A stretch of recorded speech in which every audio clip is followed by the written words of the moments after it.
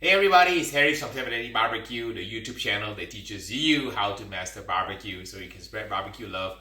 I always tell my viewers that Harry fails so that you don't have to, because today I'm going to conduct an experiment on some porterhouse steaks. These are big honking 5-pound porterhouse that have been aged. I always wanted to find out if it was possible to cook a porterhouse like a brisket. Low and slow until it's super tender and beyond 200 degrees Fahrenheit. We're going to cook one steak the conventional way and the other second porterhouse like a brisket. So come along and see if this experiment will pass or it will fail.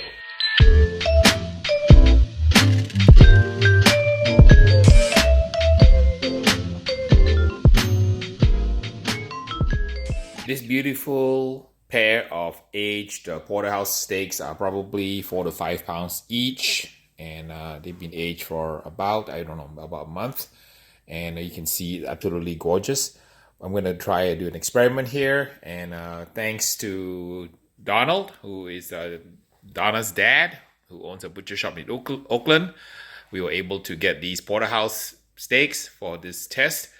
Let's find out if I can cook one like a brisket and one like a steak and see if they both turn out, or I will fail with the brisket experiment. All right, let's put a little smear on the porterhouse steaks. So where exactly is the porterhouse steak? It's on the kind of the rear of a cow, towards the back end near the pelvic area here. There's only about 4 porterhouses per cattle, and this one on this side is called the New York strip, and it's a filet mignon on this side. And when you go out and have a dinner on a porterhouse steak, this is usually good for serving for 2.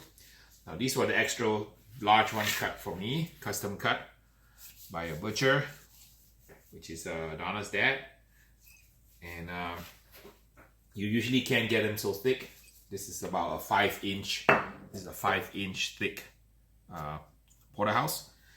Usually it's cut into maybe about like a 2.5 finger thick. So the smear helps the rub stick. We can get some of that going here. We're gonna cook one like a brisket, going slow, and we're gonna cook the other one like a normal steak, which is gonna be smoked, and then we're gonna get it to about 110 degrees, and we're gonna sear it. But the other one on the brisket, we're gonna cook it until it's over 200 degrees. So whether this will pass or fail, anyone's guess.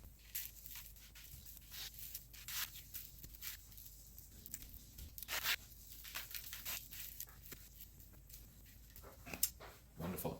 Let's get the porterhouse onto the smoker now. I'm going to use my Daniel Boone Green Mountain Grill.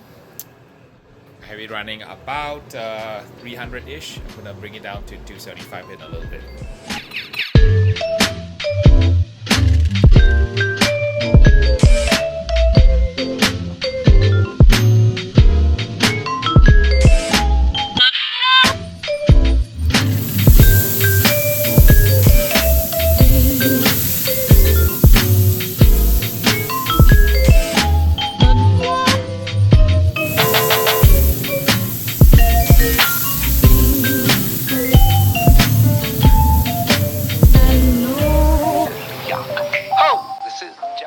It's been about 3 hours, and I'm ready to go ahead and wrap the porterhouse. The crust is set, so we're good to go.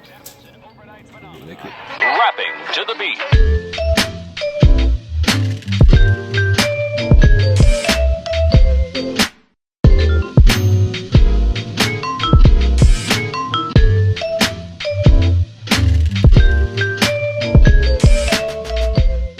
Alright, we'll let it continue cooking to about until probe tender, about the brisket temperature of about 210-ish.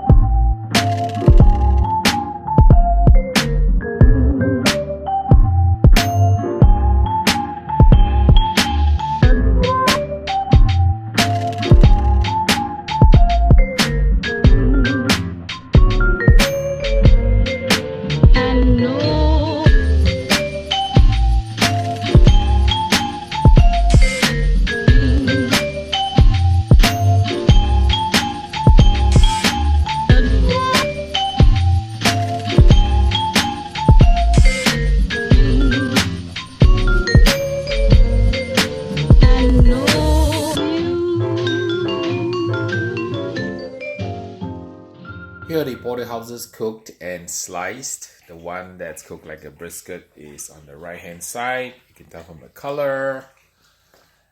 A little bit of a smoke ring, but not too much. And this is the New York strip here. Tenderness feels a little bit okay, kind of tender. This one, the filet mignon part, looks like it's completely kind of overcooked and falling apart. I cooked it at about maybe 208 degrees. On the steak side, the porterhouse steak side, this one looks a lot better. It's a little bit medium, and the tenderness is there. The filet mignon has still the tenderness. The New York strip looks still pretty good. And this is how the bone looks like after slicing. This is the one from the cooked like a regular steak. And then the one cooked like a brisket has completely fallen apart. The T-bone has come off. And some of the bits of meat that was stuck on it kind of have been really shredded and dry.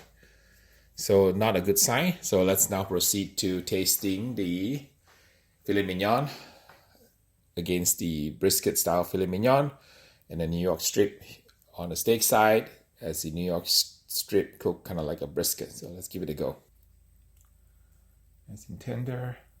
Alright, filet mignon tasted good, soft, kind of like a regular filet mignon. Try the New York strip. Alright, tasted a regular steak. Needs a little bit of salt, but besides that, the texture, flavor is okay. So both the New York strip and the filet mignon taste good. Let's give this one a shot on this side. So let's give the filet mignon brisket style taste. So first thing, notice it's extremely crumbly. Also dry. Actually, it's not bad. Good flavor. It's a bit like pot roast. So, but doesn't look very good, but taste is good. Let's try the New York strip. Brisket style. Tender, dry, stringy. Mr. Beans, you want to try and see which one's better, Mr. Beans? I'll let you try the regular filet mignon first. Sit, stay. Okay, try it. Okay, that's a regular filet mignon, Beans. And you can try the filet mignon cooked like a brisket. Okay. Like that. And let's try the New York strip. Cook like a steak first. Sit, stay. Okay. And lastly, let's try the New York strip cooked like a brisket. Sit, stay. Okay, try it. All right, Beans, what do you think?